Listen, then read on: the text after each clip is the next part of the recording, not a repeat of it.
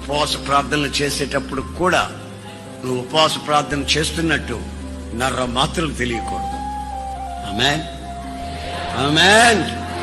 నేను ఉపవాస ప్రార్థనలో ఉన్నా, నేను అటు నుంచి ఏం తినలా, 2 ఇడ్లీలు తిన్నానులే, ఒక గ్యాస్ పాలు తాగానులే అని అనకూడదు. ఉపవాసం అంటే ఉపవాసం ఉండాలి అంతే. ఇడ్లీలు తిని గ్యాస్ పాలు తాగి చక్కెరకెళ్ళి పండ్లు 3-4 తింటే అది ఉపవాస ప్రార్థన? పాయాసం గాయించుకో, జీడిపప్పు వేసి దాచేసి పెద్ద కప్పు తాగు, మధ్యాహ్నం ఏం తినొద్దనో, ఇక సాయంత్రం 4 గంటలు అయిన తర్వాత 2 చపాతీలన్నా, నువ్వు తినగలిగితే కొంచెం అంత అన్నం అన్నా. మరి ఫ్రూట్స్ ఉంటే, పళ్ళు ఉంటే పళ్ళ రసం పిండుకొని అది కూడా తాగొచ్చాను. ఇప్పుడు 13 రోజులైందన్నా ఉపవాస ప్రార్థనలో నేనుండి అన్నాడు. ఇప్పుడు నువ్వు చెప్పే పద్ధతి ప్రకారం అయితే నేను 10 సంవత్సరాలు ఉంటా ఉపవాసం.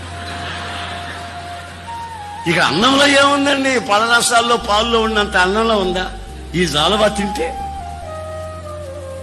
చపాతీలు తింటే చాలవా? అన్నం తింటాను, జీడిపప్పు చాలదు, ఇంకేం కావాలండి? అంటే అటు చేయకూడదు. ఉపవాసం అంటే నువ్వు పాస్టర్వి కదా, నీకు తెలియదా అన్న? ఎవరు చెప్పలేదన్నా? బైబిల్లో రాసిందిగా 40.